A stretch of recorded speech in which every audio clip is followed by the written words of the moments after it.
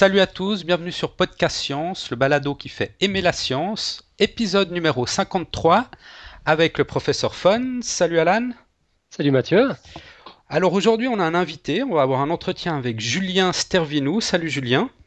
Salut Mathieu, salut Alan, Salut Julien, bienvenue. Bienvenue.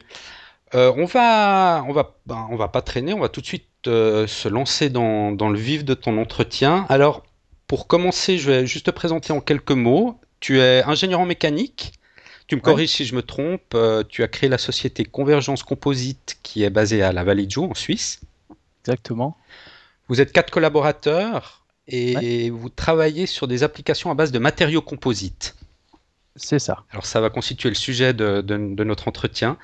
Et accessoirement, on aura peut-être l'occasion de revenir à la fin de l'entretien. Tu es aussi champion d'Europe d'ULM 2010, c'est ça? Ouais, c'est ça, ouais. Et du coup, tu as de bonnes connaissances en aéronautique et ben voilà, ça te sert aussi dans le cadre de ta profession, je crois. Ouais, c'est la passion en tout cas. Voilà.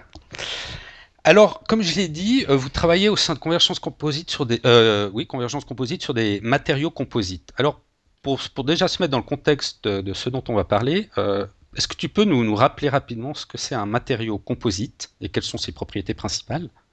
Ouais. Alors, un matériau composite, hein, dans le principe, c'est l'assemblage d'au moins deux matériaux pour en constituer un nouveau qui a des caractéristiques différentes et supérieures des matériaux de départ. Mhm, Sur le principe, le bois, on pourrait dire que c'est un biocomposite parce qu'il y a les fibres de cellulose et puis la lignine qui va faire office de...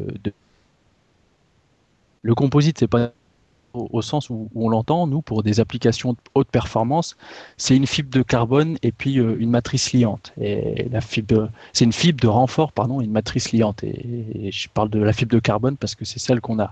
on a le plus souvent en tête.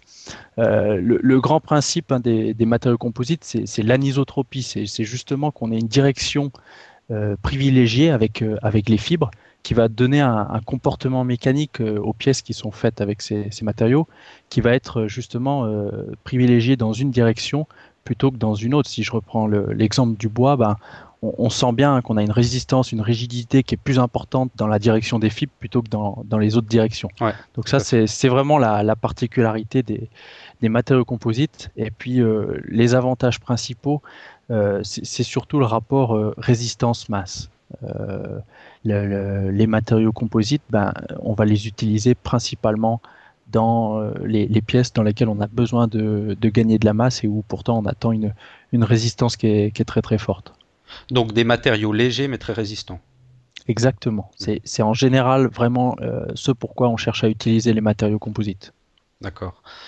Donc pour résumer, si j'ai bien compris, dans un matériau composite, il y a une ossature interne qui est bon. Dans le cas des fibres de carbone, sans carbone, mais je crois qu'on peut trouver aussi d'autres types d'ossature en verre.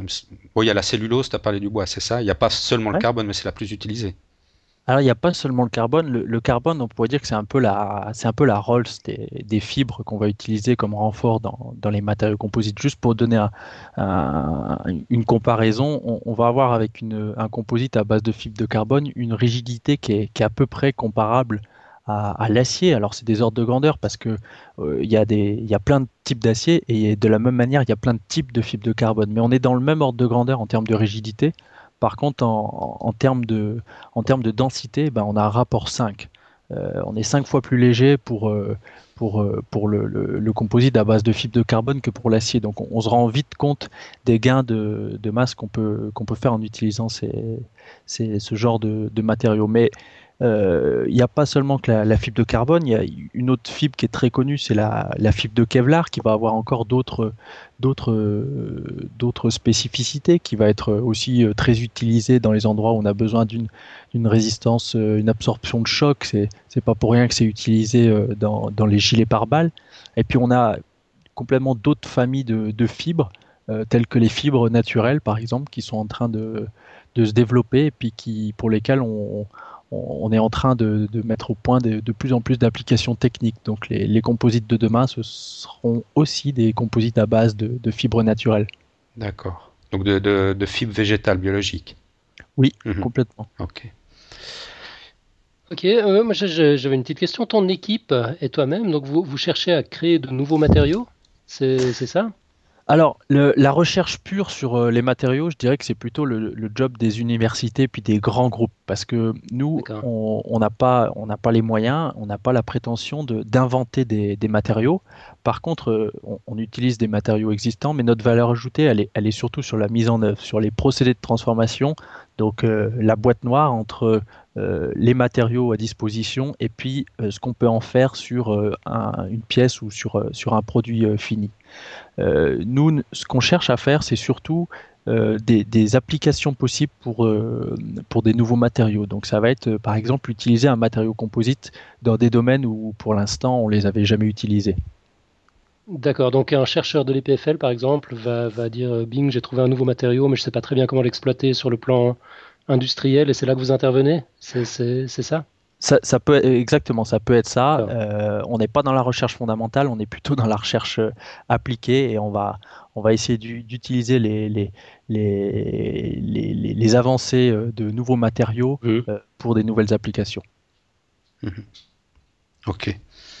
Euh, donc tu nous as dit avant qu'un matériau composite était composé d'une ossature, mais il y a aussi une matrice, qui est une sorte de protection externe, non? Et je crois qu'il y a deux types qui sont principalement faites en résine, et il y a des résines qu'on appelle thermodurcissables et des résines thermoplastiques. Tu peux nous Ouais. expliquer un peu la différence entre ces deux matrices? Alors c'est vrai que la résine, elle est indispensable dans un matériau composite parce que c'est elle qui va permettre de faire transiter les efforts à travers les fibres. Parce que je ne l'ai peut-être pas précisé tout à l'heure, mais dans un matériau composite où on a la fibre de renfort et puis la matrice, indépendamment, ils valent pas grand-chose. Par contre, associés ensemble, ben, c'est eux qui vont permettre d'obtenir ces pièces avec des très bons rapports résistance-masse. Et le rôle de la matrice, de la résine, c'est justement faire transiter les efforts d'une fibre à l'autre.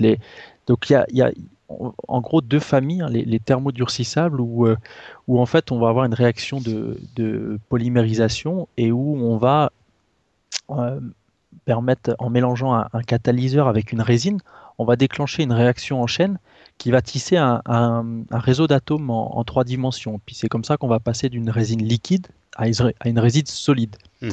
Ce caractère en 3 dimensions sur la résine qui va être polymérisée, c'est ce qui procure la bonne résistance mécanique. Mais c'est aussi ce qui rend ce phénomène-là irréversible. Toute action extérieure qu'on pourrait amener pour détruire cette chaîne, ben, ça signifierait une rupture de la résine. Donc c'est irréversible. Mais à la différence d'une résine thermoplastique, qui elle, si je reprends l'image de la 3D, elle va plutôt posséder un réseau de chaînes en 2D. Mais l'avantage, c'est qu'on a une réaction qui est réversible. Donc ce type de résine, je peux les chauffer pour les rendre suffisamment liquides, les mettre en forme avant de les solidifier de nouveau avec un refroidissement. Mhm. Ça veut dire qu'on peut réutiliser des matériaux composites qui sont constitués de résine thermoplastique? Exactement, on peut les réutiliser et c'est d'ailleurs un des avantages majeurs, c'est qu'on peut les voir aussi comme des composites qui peuvent être recyclables. Ah d'accord, ouais. Par contre, l'inconvénient qu'on peut voir par rapport aux résines thermodurcissables, c'est qu'on a des caractéristiques mécaniques qui sont quand même moins élevées dans la majorité des Mhm. cas. Donc la résine parfaite, elle n'existe pas et Faut trouver le compromis. il faut trouver le compromis. Il y a une résine et une fibre qui seront plus adaptées à un besoin qu'à un autre. Et toi, au sein de Convergence Composite, vous travaillez plutôt sur des thermodurcissables ou des thermoplastiques, ou les deux? Eh ben, on travaille sur les deux parce que dès qu'on parle de performance, c'est clair qu'on va s'orienter plutôt vers des résines thermodurcissables. Par contre, aujourd'hui, au sein de Convergence, on essaye aussi de développer les applications pour les fibres naturelles, mais aussi pour des résines naturelles. Et ça, c'est quelque chose qu'aujourd'hui nous plairait beaucoup pour les composites de demain, c'est de pouvoir utiliser un composite qui soit 100% naturel. Parce qu'utiliser une fibre naturelle avec une résine qui l'est pas du tout, ben, l'objectif n'est pas totalement atteint. Par contre, pouvoir faire un composite qui soit à base de fibres naturelles et avec une résine naturelle qui soit réutilisable et recyclable, Là, ça devient intéressant parce qu'on a un produit qui est technique, on a des applications techniques, mais pour autant, on est écho au vrai sens du terme. Mhm. J'imagine qu'il y a aussi une question de coût, ou bien je sais pas si les thermoplastiques sont plus coûteuses que les thermodurcissables. Enfin, le processus derrière.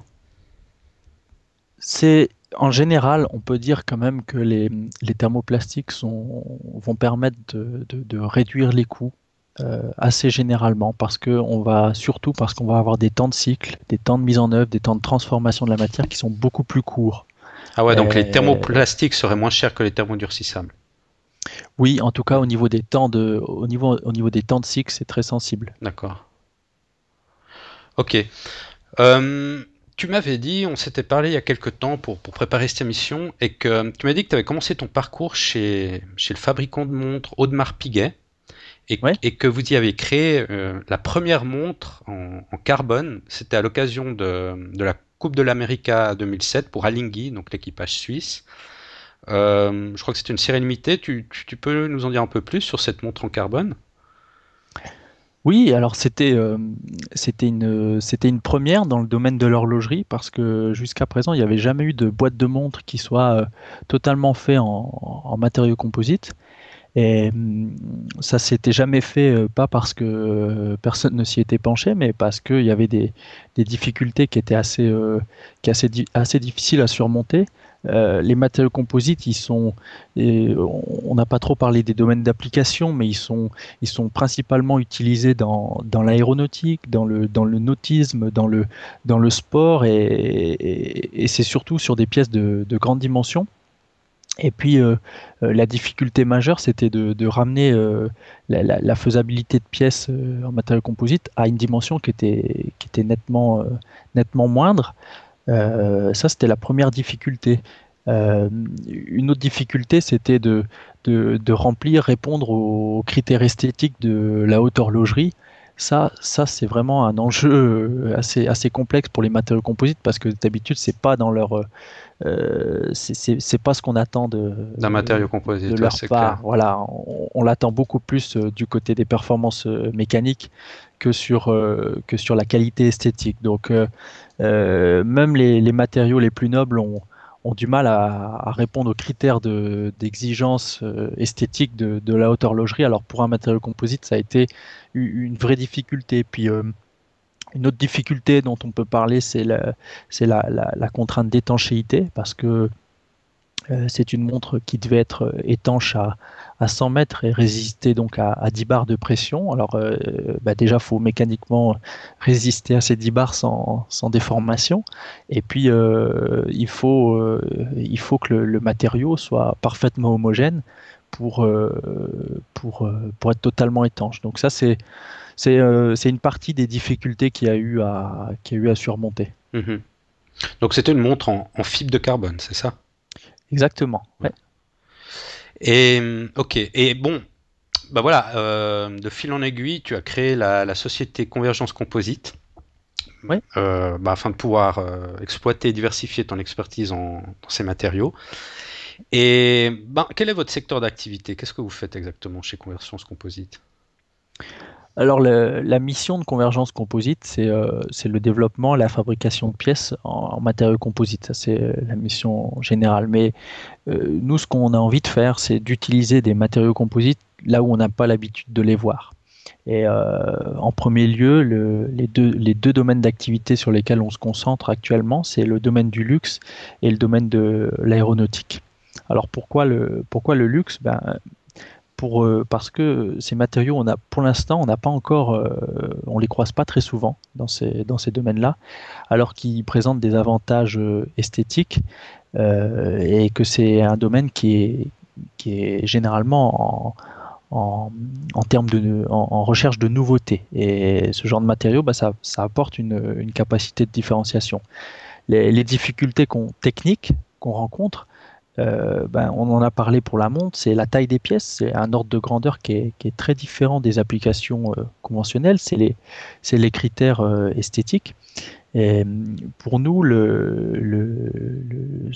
l'avantage pour les clients, c'est principalement cette capacité de différenciation, le côté très technique qu'on peut apporter au produit. Et puis pour nous, pour Convergence Composite, l'intérêt que nous, on voit à travailler ce genre d'application, c'est que ça nous permet de développer une expérience et puis un savoir-faire sur de la micromécanique en matériaux composites. Je dirais qu'on est en train de créer des micro-composites. Ok.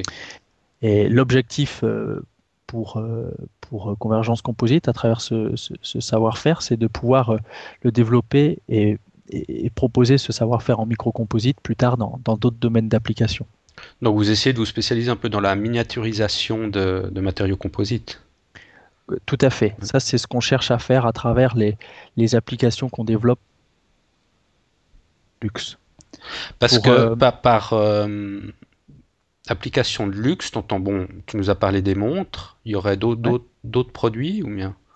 Oui, alors ça peut être aussi bien donc pour l'horlogerie que la joaillerie, les instruments d'écriture, la bagagerie, les accessoires de luxe. Ah ouais. C'est assez vaste.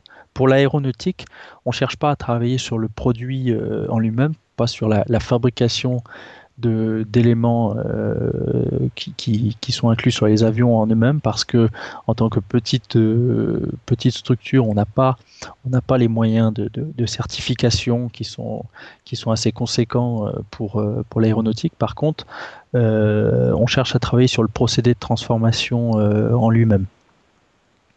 Mhm. Et juste pour que ce soit clair, quand on parle d'aéronautique, c'est quel genre de pièces qui sont en matériaux composites? Est-ce que c'est l'avion? C'est la carcasse de l'avion qui est en matériaux composites, ou bien c'est plutôt des parties comment dire, moins importantes? Moins sollicité. Ouais, c'est Alors, ça, ouais. c'était le cas il y a quelques décennies, parce que maintenant, on peut dire qu'il y a plusieurs décennies que les matériaux composites font leur apparition dans les avions de transport.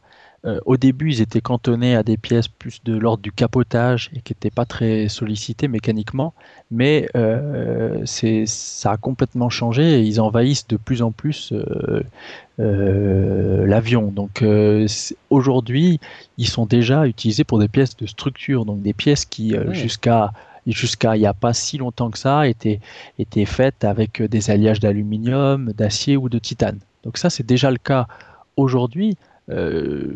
Pour vous donner un exemple, l'Airbus A380, si la fibre de carbone n'existe pas, l'A380 n'existe pas. Il n'est pas possible de faire cet avion avec ses performances, avec cette masse marchande, sans utiliser les composites. Donc c'est déjà le quotidien de l'avion de transport d'aujourd'hui. Et on peut dire que l'invasion des composites dans l'avion de transport, elle est pas près de s'arrêter. Ça va continuer.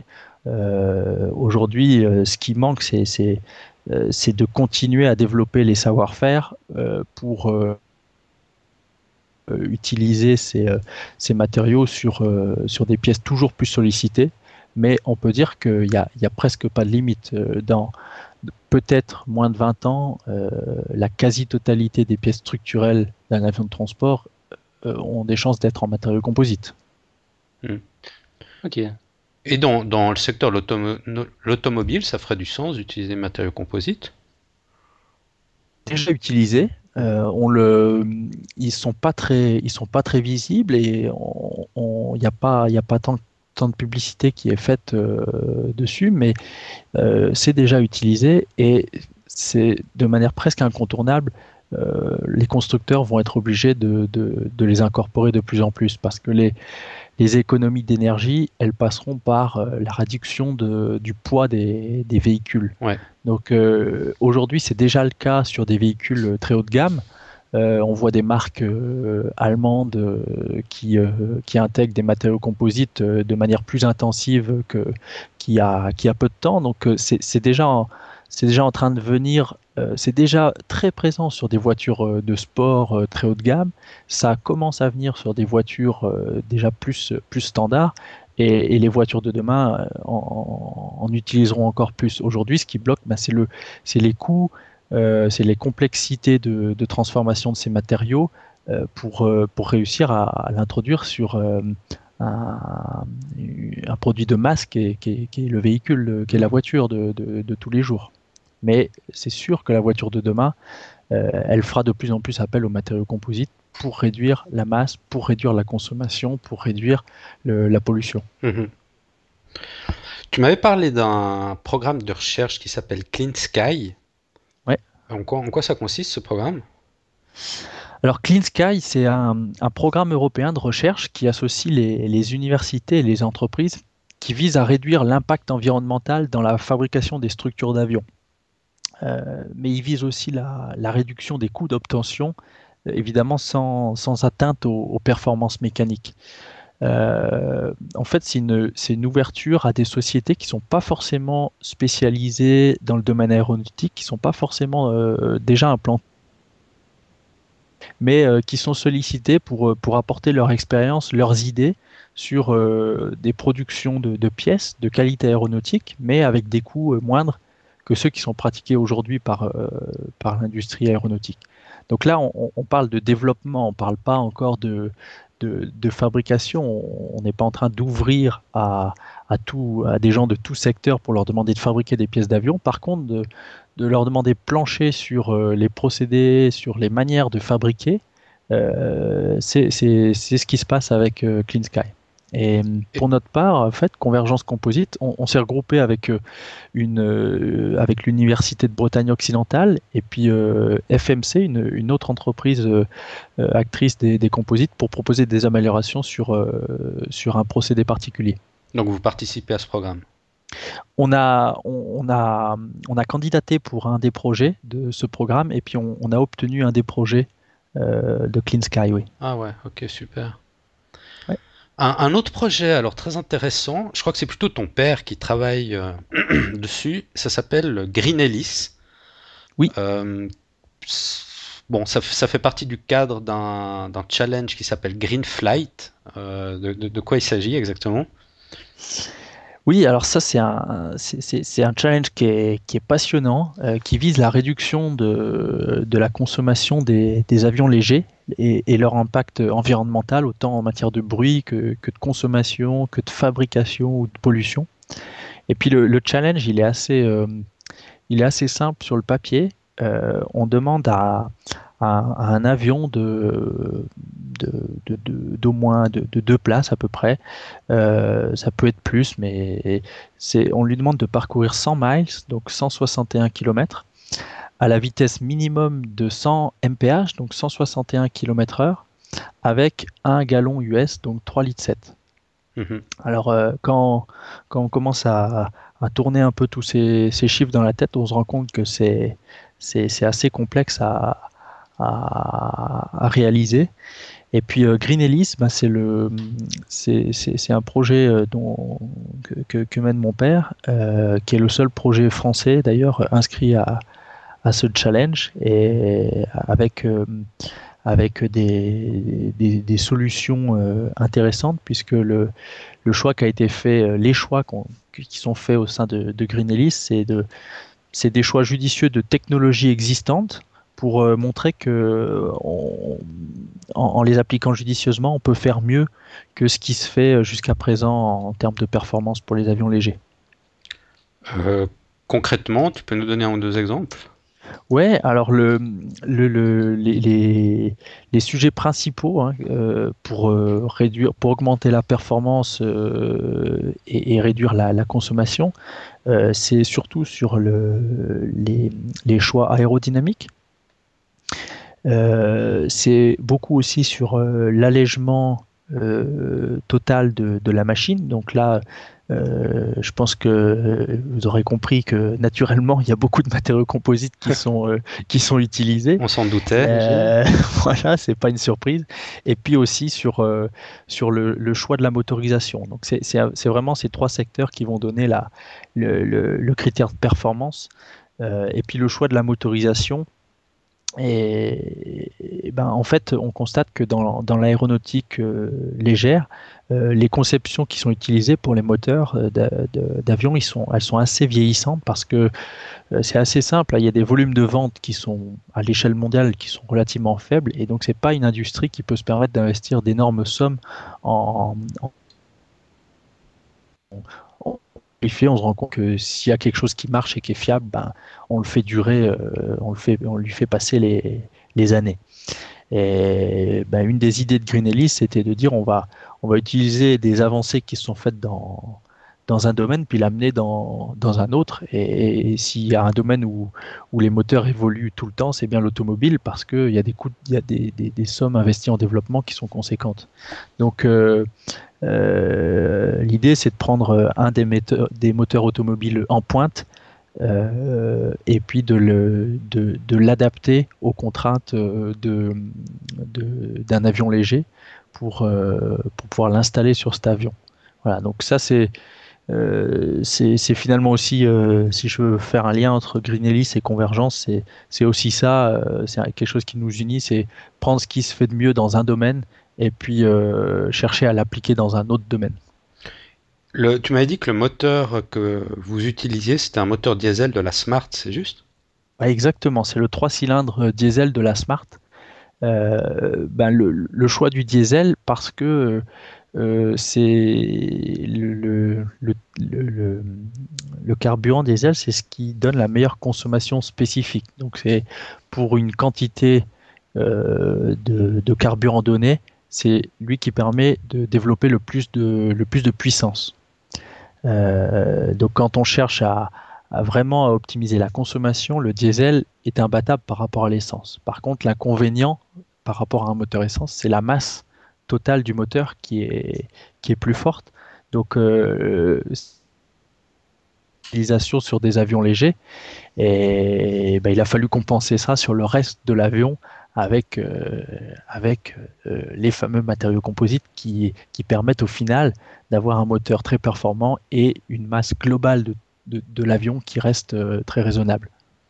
Donc, en résumé, Greenellis, vous travaillez sur l'optimisation aérodynamique, sur l'allègement de l'engin grâce à des matériaux composites et sur une meilleure motorisation, on va dire. Exactement. Ok. Et puis, j'ai noté les contraintes dont tu as parlé, mais en les relisant, je me dis que j'ai dû faire une erreur. Il s'agit de faire 161 km à 161 km/h, donc en 1 heure, en ne consommant pas plus de 3,78 litres de carburant, c'est ça? Tu as très bien noté, c'est exactement ça. Ça me paraît complètement fou, parce que C'est avec complètement fou. un moteur de Smart, même une Smart n'arrive pas à ces performances-là sur la route. Comment est-ce que vous faites voler un avion par-dessus le marché? C'est dingue, quoi. On y arrive à tenir ces contraintes. Alors c'est ce qu'on va voir sous peu, parce que l'avion est sur le point de faire ses premiers vols et d'entamer la série de tests. Aujourd'hui, on n'a pas la certitude d'arriver exactement à ça, mais en tout cas, on a la certitude d'en être très proche. Wow. Il n'y a pas de véritable secret, si ce n'est le travail très approfondi sur les 3 sujets dont on a parlé. C'est juste que c'est un cahier des charges qui est très précis. Aujourd'hui, il y a déjà des avions qui sont capables de remplir 2 de ces 3 contraintes à la fois. Ah ouais. On est capable d'aller à cette vitesse en consommant aussi peu, mais on n'est pas capable de le tenir sur cette distance-là. Sur la distance. Ouais. Ou alors, on est capable d'aller aussi vite à telle distance, mais en consommant plus. Ouais. Ça, on l'imagine assez bien. Mais les 3 critères, c'est un cahier des charges très précis, et jusqu'à présent, il n'y a pas de machine qui a été conçue pour répondre à ce besoin précis-là. Et actuellement, on peut regarder dans la production mondiale et dans tout ce qui s'est déjà fait, il n'y a aucune machine capable de répondre à ça. Maintenant, ce cahier des charges, il a été posé pour le Green Flight Challenge. Les gens qui ont posé ça, c'est la NASA.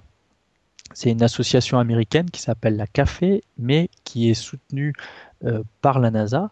Et on voit bien que derrière, non seulement il y a un price money qui est conséquent pour inciter les gens à se pencher sur ce problème-là, et l'objectif qu'il y a derrière, c'est de faire avancer la connaissance aéronautique, faire avancer le domaine scientifique, améliorer les performances, réduire l'impact du mode de déplacement qui est l'avion léger. Juste pour la compréhension, quand on parle de ces contraintes-là, c'est décollage inclus? C'est décollage inclus. Et C'est alors, complètement fou. juste, je fais une toute petite parenthèse, mais Green Flight Challenge, c'est une étape vers quelque chose d'encore plus ambitieux qui est toujours soutenu par la NASA, puisque aujourd'hui on parle de ça, mais en 2013, il y a un autre challenge qui exige les mêmes contraintes, mais qui en plus demande aux machines qui y participent d'être capables de décoller et de se poser sur un terrain qui fait une centaine de mètres de long. Donc là, c'est encore complètement autre chose. C'est-à-dire on demande à la fois à l'avion d'être une Formule 1 en vol avec la sobriété d'une voiture du marathon Shell et en plus de se poser comme un 4x4. Donc ce qu'il y a aujourd'hui est compliqué, mais c'est rien à côté de l'ambition de ce qui doit être fait.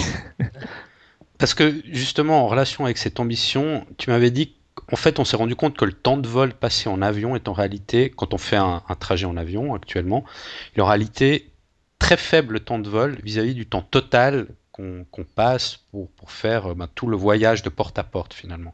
Parce qu'on a de chez nous jusqu'à l'aéroport, le trajet qui prend du temps, après il y a des temps d'attente à l'aéroport.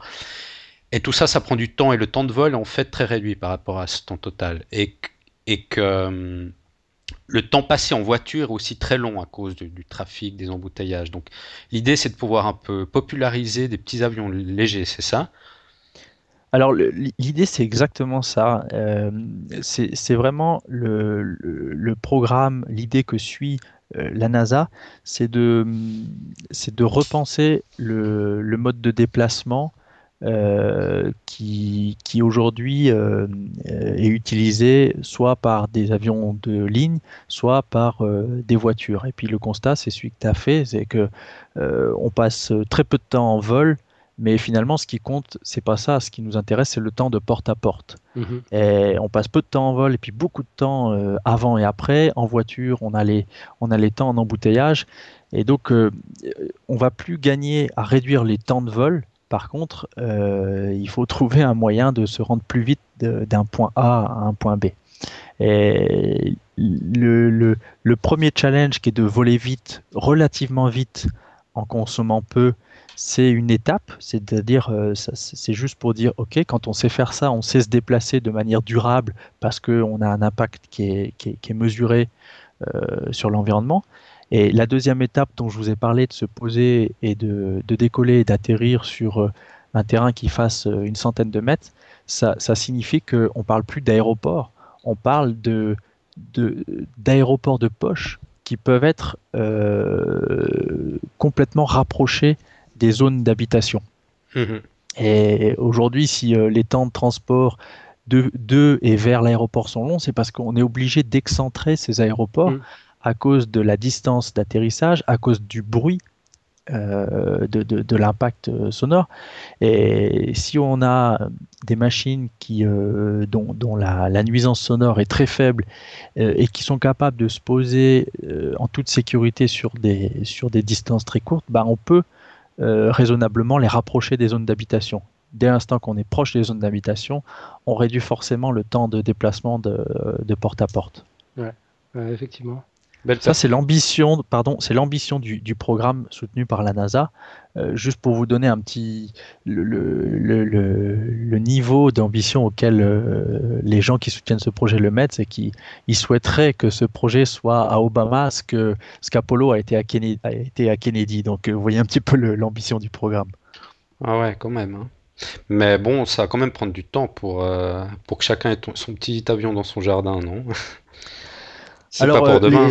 c'est pas pour demain et les plus passionnés que nous sommes sommes aussi convaincus que ça va prendre plus de temps que ce qui est imaginé aujourd'hui. Par contre,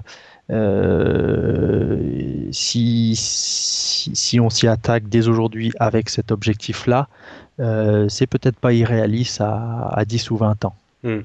En tout cas, sur un pays sur un continent comme le continent américain, c'est quelque chose qui paraît pas du tout inenvisageable. Ouais, d'accord. Ouais, j'avais jamais vu là, enfin, j'imaginais pas que la solution au problème de la congestion des transports, de la mobilité, etc., puisse se trouver, se situer à ce niveau-là.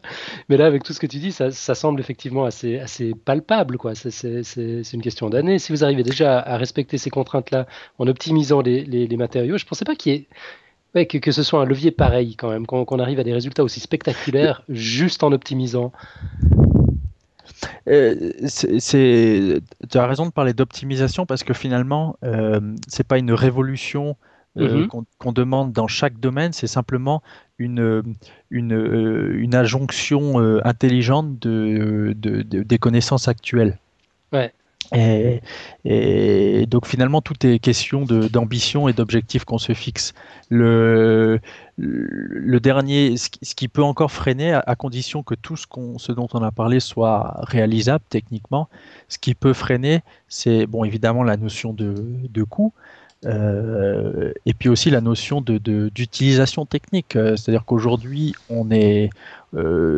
quasiment tout le monde est capable de conduire sa voiture et de s'insérer dans un trafic en respectant le code de la route, Mhm. mais on n'imagine pas demain matin tout le monde capable de piloter un avion.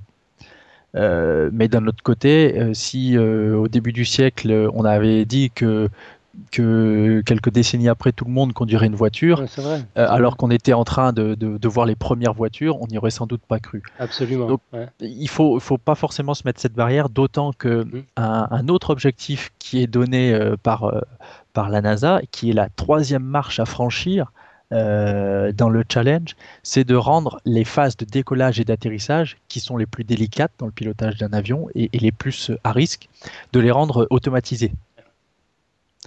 Donc, on voit, dès lors que ces trois grands objectifs sont atteints, donc un décollage, un atterrissage court de manière automatisée et un vol à une vitesse relativement élevée et une consommation très contenue, quand on a répondu à ça, on se dit que si on répond à la notion de coût, ben ça peut apporter une alternative au mode de déplacement à l'échelle d'un pays.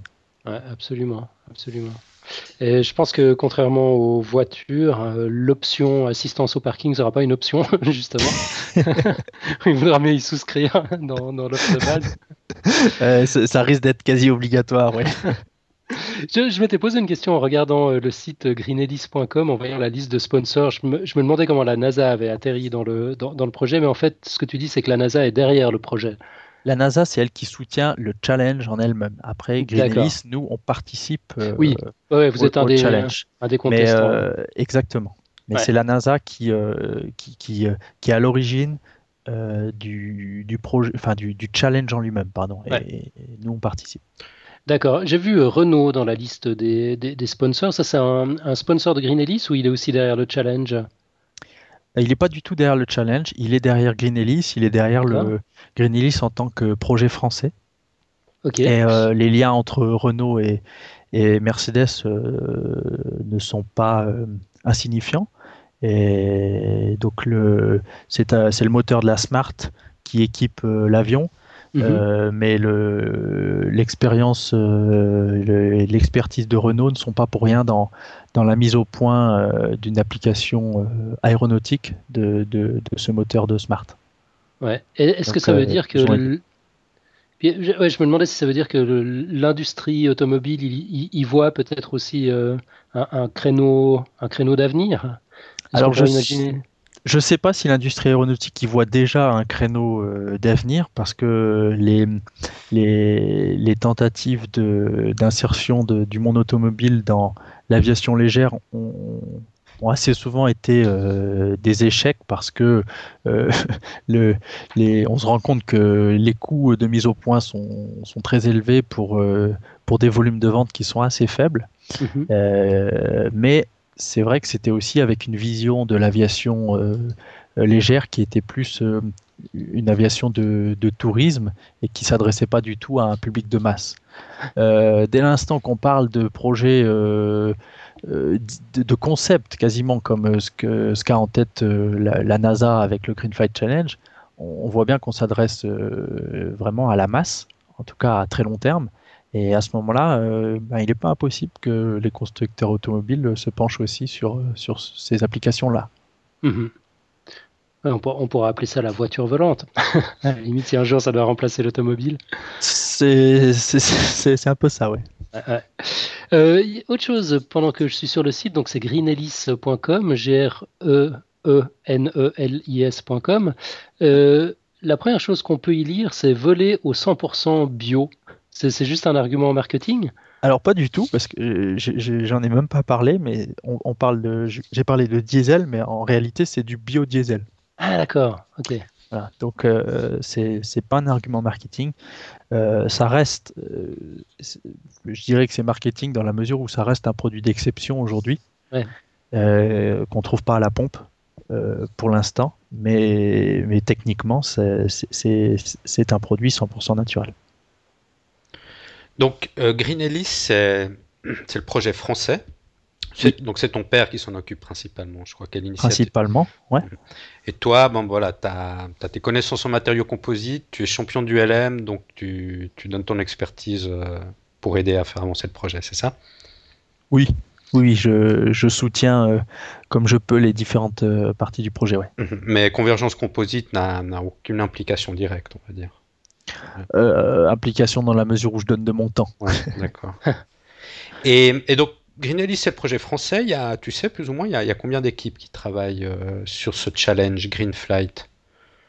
Alors, il y a 18 dossiers qui ont été retenus, des projets un petit peu du monde entier, avec des solutions, c'est assez intéressant, mais avec des solutions très très diverses. Et, ce qui est intéressant, c'est de constater que ce sont des équipes très hétérogènes qui se sont penchées sur ce challenge, des équipes qui sont toutes passionnées, des petites équipes en général, souvent privées. C'est combien de personnes, par exemple, Greenellis? Greenellis, c'est 4 à 5 personnes de manière très active, et puis une foule de partenaires et d'interventions ponctuelles. Mais c'est un noyau de 4 à 5 personnes. Et c'est un petit peu la structure d'une grande partie des équipes qui souhaitent participer au Green Flight Challenge. Donc, ce Green Flight Challenge, il aurait dû avoir eu lieu en mois de juillet, c'était reporté la date, c'est juste? Oui, ça a été reporté parce que le cahier des charges, vous l'avez compris, est très complexe, et il a en plus été fixé il y a un petit peu moins d'une année et demie. Donc ça a demandé, ça a exigé pour chaque participant de partir d'une feuille blanche et de concevoir et de fabriquer et de tester, de fiabiliser une machine en moins d'un an et demi. Et pour des concepts nouveaux, et c'est ce qui est attendu avec un tel cahier des charges, c'est très très court. Donc par rapport au nombre de projets qui n'étaient pas prêts, et c'est aussi le cas de Greenellis, puisque la machine est sur le point de faire ses premiers vols, mais elle n'est pas encore opérationnelle, ils ont été obligés de décaler le projet. Et on a déjà une nouvelle date? Alors la date est en septembre.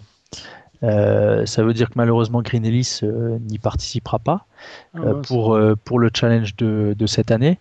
Ce qui est très dommage pour nous, ce qui est dommage aussi pour le Green Flight Challenge, parce que la liste des inscrits est tombée aujourd'hui ou hier, et il y a 5 machines, il y a 5 teams qui sont prêts à présenter leur machine. Donc par rapport aux 18 dossiers qui ont été retenus et sur lesquels les gens ont travaillé d'arrache-pied, parce que tout le monde a suivi ce que chacun faisait, et on sait que chaque équipe a travaillé jour et nuit, comme ça a été le cas pour Greenellis, mais la contrainte de temps a été trop forte. Après, c'est pas totalement dommageable, parce que le travail il est quand même fait, puis il va servir pour la suite. Mais donc ce Green Flight Challenge, il va pas se répéter, il a lieu juste cette année, et après il y a des étapes supplémentaires dont tu avais parlé, mais ou bien chaque Alors ça a année. lieu ça a lieu en 2000, le challenge suivant aura lieu en 2013 avec donc comme on a dit tout à l'heure une marche en plus. Mhm. Par contre, il n'est pas impossible d'imaginer que face à la difficulté de ce qu'ils exigent, ils scindent en plusieurs étapes et puis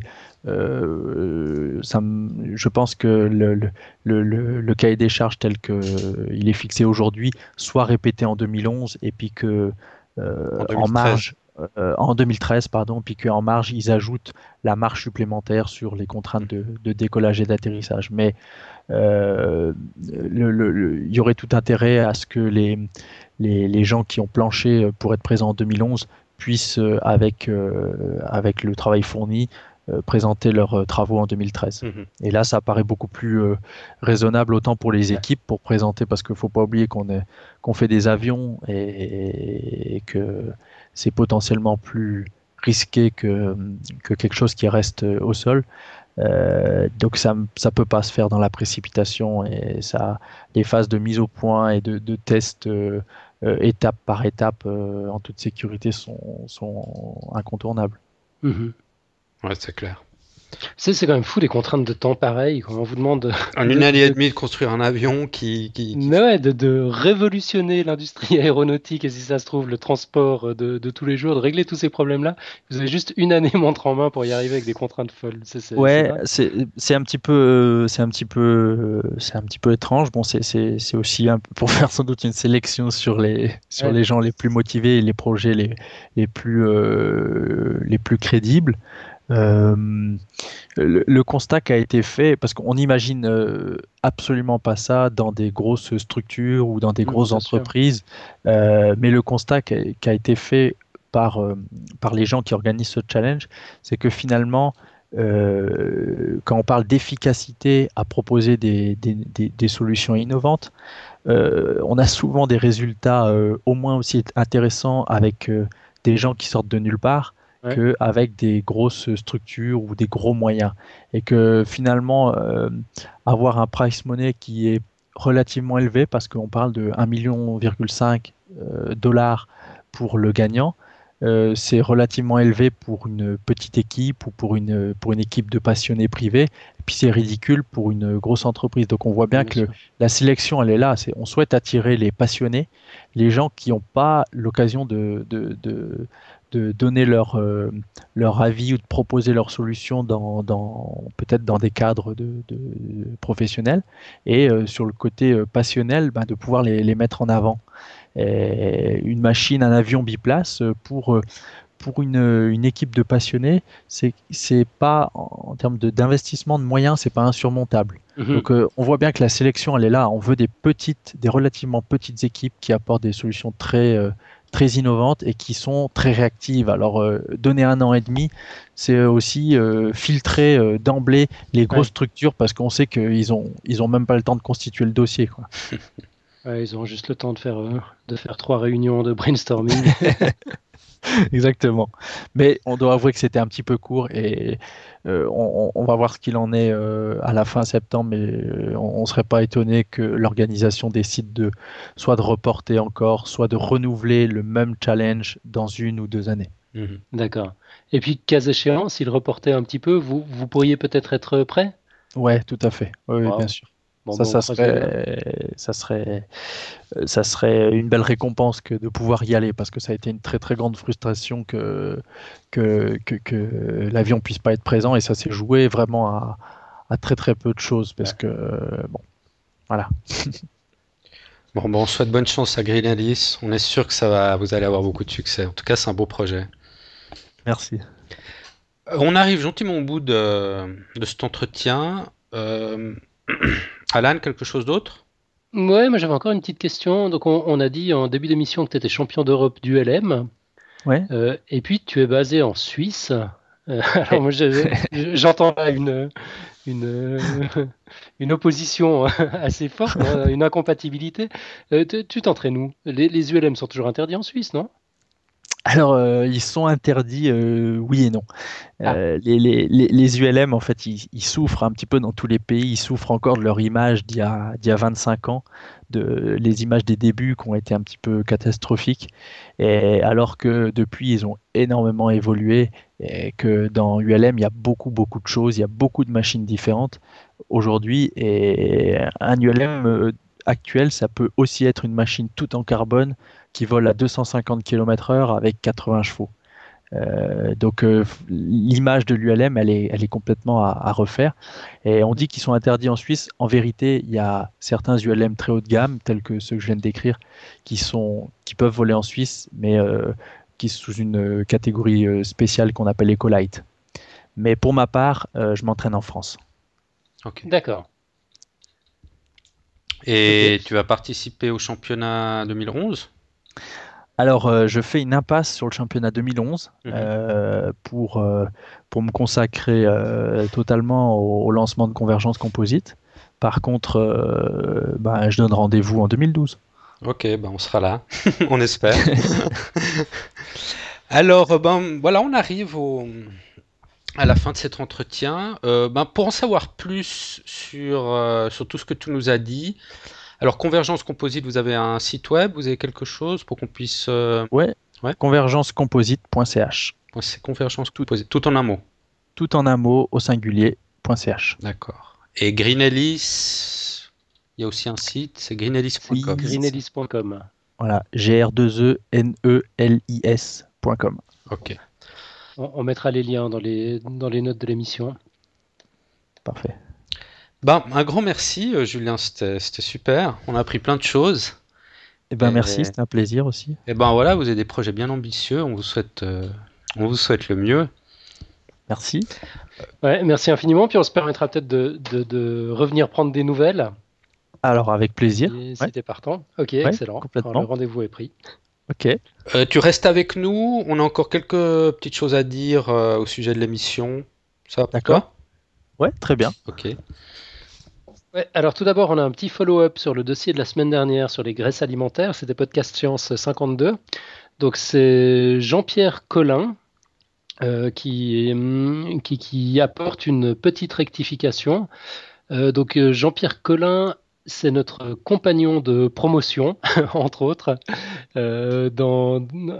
pour l'accession au Café des Sciences. Voilà, on est entré ensemble avec Marion Sabourdi.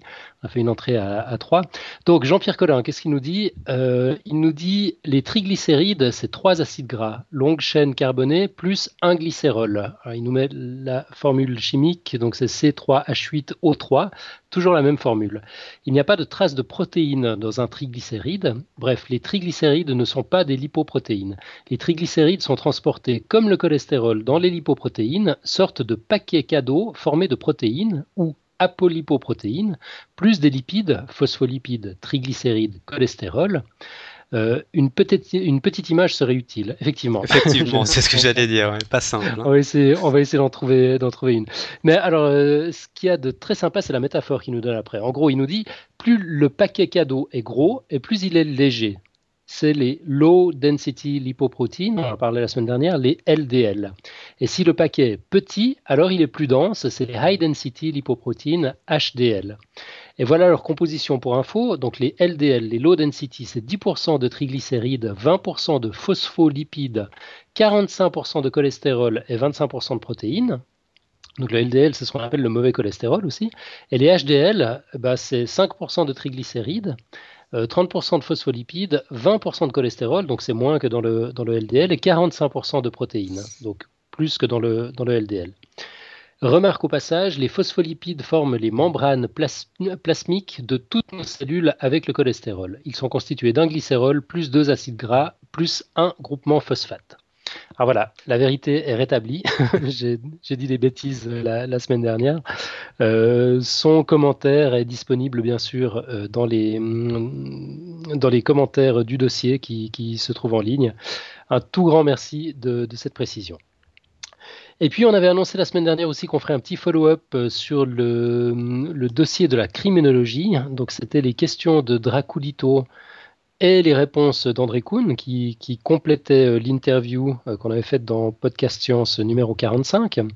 Donc Draculito avait posé le décor. Il nous avait dit: j'aurais bien aimé qu'André Kuhn nous donne quelques exemples concrets de prévention situationnelle. Le plus évident me semble être de réduire les sommes d'argent détenues en un lieu donné pour réduire l'attractivité d'un hold-up, par exemple dans une banque ou la caisse d'un magasin, mais au-delà. Alors André Kuhn lui a répondu qu'on voit une diminution des brigandages depuis l'avènement des cartes de crédit, une diminution des agressions de cabines téléphoniques depuis l'avènement des cartes après paiement, puis une seconde fois avec l'arrivée sur le marché des téléphones cellulaires et la disparition des cabines téléphoniques. On voit également une diminution des accidents de la circulation routière à Drachten, c'est aux Pays-Bas, après l'élimination de tout feu, passage clouté et autres signalisations. Ça, c'est vrai, j'avais vu un reportage sur cette expérience. C'est toute une ville en fait qui a supprimé tous ces panneaux de signalisation. Tu n'as plus un feu rouge, tu n'as plus un panneau de stop, rien du tout. Les gens sont censés se regarder et se mettre d'accord. Ouais, j'avais entendu qu'il y a 2-3 projets pilotes dans certaines villes. Ouais, je sais qu'il y a Bristol en Angleterre aussi, mais c'est qu'une partie, c'est un quartier de Bristol, alors que là c'est carrément toute la ville, quoi. Et c'est spectaculaire, en fait ça marche mieux qu'avec des feux de signalisation routière. Ouais, je sais pas si ça peut s'appliquer partout, ça. Ouais, je sais pas. Je sais pas, ouais, à Genève ou à Paris, j'ai quelques doutes. Mais bon, donc il donne encore d'autres exemples. La diminution des cambriolages après l'abolition des machines à sous dans les bars. La diminution des vols de moto après l'introduction de l'obligation de porter un casque, la diminution des vols de vélo devant un mur qui a été repeint alors qu'il était préalablement couvert de tags, etc. Et tout cela sans effet de déplacement de la criminalité vers d'autres cibles. Il y a bien quelques 5% d'auteurs hautement motivés qui commettent leurs méfaits ailleurs, mais les autres cessent tout simplement leur activité criminelle puisque les occasions de commettre leur infraction disparaissent. L'occasion faisant le larron, l'absence d'occasion crée moins de larron. Aussi simple que ça. Donc, ce n'était pas la seule question de Draculito, il y en avait d'autres. Il disait, par exemple, en l'écoutant rapidement, on pourrait comprendre ses propos comme un rejet complet de la prison, considérée comme une peine caduque et inadaptée. Alors André Kuhn répond, en effet, il existe un courant de criminologie dit radical ou abolitionniste qui part de l'idée que la prison n'a pas de raison d'être, on a aboli les châtiments corporels, la peine de mort, etc., alors que les gens d'alors les considéraient comme indispensables pour réguler la société. Eh bien, aujourd'hui, nous savons pourtant réguler la société sans ces peines. Pourquoi pas une société demain dans laquelle l'enfermement appartiendra à l'histoire du droit pénal? Autre question de Draculito qui demande ce que dit la criminologie sur des formes de peines alternatives. Est-ce qu'elle en propose de nouvelles? Est-ce qu'elle a pu évaluer leur mérite par rapport aux autres peines aux peines classiques? Réponse d'André Kuhn. On attribue souvent à Einstein l'idée que l'on ne résout jamais les problèmes au même niveau intellectuel sur lequel elles ont été créées. Ça aurait pu faire une petite côte pour toi, Mathieu. Sympa, ouais. Il en va de même du droit pénal. Il n'est donc pas utile de tenter de trouver d'autres genres de sanctions que l'on utiliserait dans un modèle purement rétributif. Pourquoi ne pas chercher un autre modèle? C'est ainsi que certains ont proposé un modèle réparateur, dans lequel on ne se penche plus sur le passé pour sanctionner ce qui est arrivé, mais sur l'avenir pour réparer les dommages causés. Ce modèle est appelé Restorative Justice et part de l'idée que l'usage de la force étatique pour sanctionner ne sert à rien et qu'une action plus à l'amiable de faire permettrait de résoudre les conflits nés d'une infraction pénale de manière bien plus adéquate que le système rétributif actuel. Ensuite, encore une petite question de Draculito, je vous rassure, j'arrive au bout, mais enfin c'est vraiment un dialogue que je trouve passionnant, qui complète bien le dossier. Ça enrichit bien le dossier. C'était des bonnes questions qu'il avait posées, Draculito. Absolument, ouais. Donc Draculito, c'est lui également qui s'est proposé de faire la transcription de l'interview. Puis il a dû bosser dessus tellement qu'il connaissait le dossier sur le bout des doigts en arrivant à la fin de la retranscription. Puis voilà, il a noté tout ce qu'il titillait. Donc il demande quelles sont les caractéristiques des sociétés reposant sur une autre justice. Parce que Amérique du Sud et Afrique, c'est un peu vague. En filigrane, est-ce que les comportements et donc les infractions sont comparables?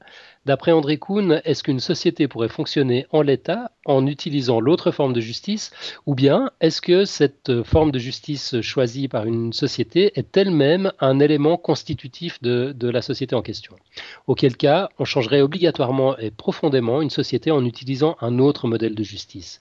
Y a-t-il dans l'histoire des exemples de sociétés qui seraient passées d'une forme de justice à l'autre, ou est-ce que ce fonctionnement est tellement lié à la culture qu'on conserve le même type de justice jusqu'à la chute de sa civilisation ? Réponse d'André Kuhn. Cette question me permet d'approfondir un peu la restorative justice, puisque c'est exactement de cela qu'il s'agit. En effet, il existe des sociétés dans lesquelles, plutôt que de se retrouver devant un juge à la suite d'un crime, agression, vol, etc., on se retrouve devant un facilitateur, dont le rôle est de trouver le moyen d'offrir aux protagonistes et à leur entourage respectif une plateforme de discussion et de résolution des problèmes qui ont mené et qui ont été engendrés par l'infraction. Ces Family Group Conferences, Peace and Healing Circles, ou encore mieux Sentencing Circles, sont des sortes de procès sans l'aspect rétributif, mais uniquement l'aspect réparateur. Les sociétés en question ne sont pas fondamentalement différentes des sociétés européennes, puisqu'au-delà de l'Afrique et de l'Amérique du Sud, cela se trouve aussi au Canada et en Océanie. À certains endroits, il existe même les deux solutions. Il y a donc deux codes de procédure pénale et les parties choisissent laquelle elles désirent mettre en œuvre.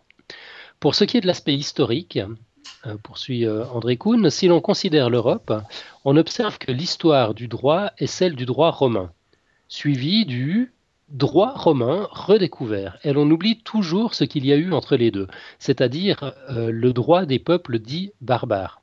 Celui-ci était beaucoup plus amiable que le droit romain et que le droit actuel. Notre histoire n'est donc pas celle de l'application linéaire d'un droit rétributif. J'espère avoir répondu au mieux à vos questions. Avec mes meilleures salutations, André Kuhn. Je crois qu'il a bien répondu. Ouais, alors effectivement, c'est le moins qu'on puisse dire. Un immense merci à tous les deux pour tout le temps qu'ils ont passé à approfondir ce dossier et à répondre aux dernières questions, aux dernières zones de flou. C'est vraiment formidable. On y voit beaucoup plus clair. Merci Draculito. Merci André Kuhn. Ça a d'ailleurs été un dossier qui a eu pas mal de succès, j'ai l'impression. Il y a eu des bons retours positifs sur ce dossier. Ouais, c'est vrai. C'est vrai. Bon, on était un petit peu en dehors de notre terrain habituel. C'est vrai que personne ne savait trop à quoi s'attendre. Et puis, je crois que ça a été une excellente surprise, effectivement. Mm-hmm. Alors, on va bientôt conclure. Encore une petite chose. On avait lancé un débat la semaine passée sur cette fameuse illustration de la marche du progrès. Et on avait demandé la réaction des auditeurs. Donc, on a eu quelques réactions. Je vais vous les citer rapidement. Alors tout d'abord Xavier Agnès qui nous dit qu'il est d'accord avec le professeur Fon sur le fait qu'on ne peut pas trancher, mais il faut en débattre quand même. Alors ça c'est ce que nous dit Xavier Agnès. Marco... Il dit aussi merci Mathieu. Merci Mathieu. Merci Mathieu d'avoir lancé le débat. Il y a Marco aussi qui nous a donné un petit feedback. Il nous dit « Pour apporter mon avis sur le débat de la fameuse marche du progrès, je suis du côté d'Alan, pour les mêmes arguments qu'il a déjà donnés, c'est-à-dire que cette représentation fausse la réalité de l'évolution. Alors je suis d'accord avec Mathieu quand il dit qu'il faudrait plutôt la voir comme la représentation imagée de notre petite lignée. Mais malheureusement, très peu de personnes ont assez de recul pour n'y voir que cela. Et les images sont souvent bien plus parlantes que les explications. Donc l'impact de cette représentation a, je pense, apporté de grandes confusions dans l'esprit des néophytes.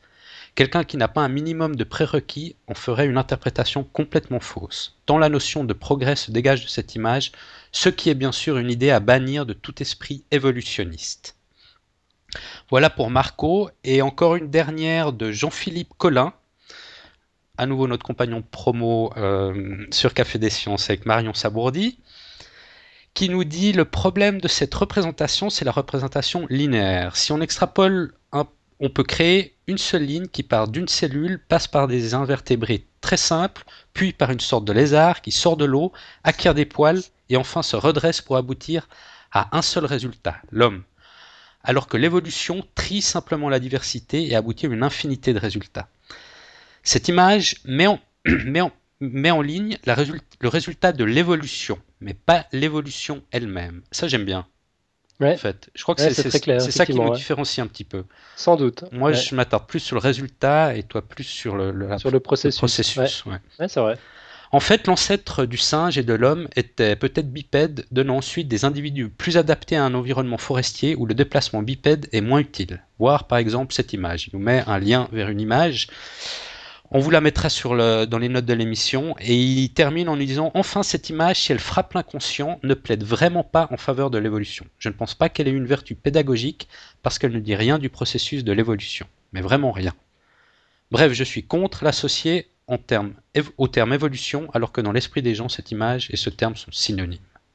Voilà, pour Jean-Philippe Collin. Voilà. Bon, le débat n'est pas clos. Mais je pense qu'il a porté une bonne piste, là. Quand il dit cette image met en ligne le résultat de l'évolution, mais pas l'évolution elle-même. Ouais, absolument. Voilà. Ok, et puis une avant-dernière chose, la dernière étant le moment tant attendu, la quote que tu vas nous livrer dans quelques instants. Je voulais juste signaler une illustration de Lucille sur le blog de Podcast Science. Donc c'est podcastscience.fm. Il faut dérouler un tout petit peu, puis vous verrez son illustration, qui n'est pas l'illustration d'un de nos dossiers cette fois, mais qui illustre un sujet d'actualité scientifique. On sait enfin pourquoi les mains deviennent ridées en sortant du bain. Elle nous a illustré tout ça magnifiquement. Je vous invite à aller découvrir ça sur le blog. Excellent. Et puis voilà, c'est le moment qu'on attendait tous. La quote, qu'est-ce que tu nous as préparé cette semaine? Alors, une petite quote un peu en relation à ce dont nous a parlé Julien. C'est une quote de Henri Poincaré qui nous dit: c'est par la logique qu'on démontre, c'est par l'intuition qu'on invente. Alors voilà, j'ai pensé à Julien, à sa société Convergence Composite, à Green Ellis, qui sont pleins dans l'innovation, dans les nouvelles technologies. Et j'imagine qu'il leur faut beaucoup d'intuition, et j'espère qu'ils vont en avoir suffisamment pour pouvoir participer à ce projet et mener à bien cette aventure chez Convergence Composite. Ouais, ça me plaît beaucoup. Ça représente bien nos projets. Alors, si tu veux, quand l'avion volera, on l'écrira sur le fuselage. Ah ouais, sympa. Excellent, génial. Ah ouais, ça serait super. Très bien. Bah voilà pour aujourd'hui. Merci encore, Julien. Merci à vous. C'était un plaisir. Très agréable. Ouais. Et puis, pour nous, on se retrouve la semaine prochaine, comme d'habitude. D'accord, professeur Fun? Ça roule. Alors, excellente semaine. À bientôt. Ciao. Ciao, ciao. Au revoir.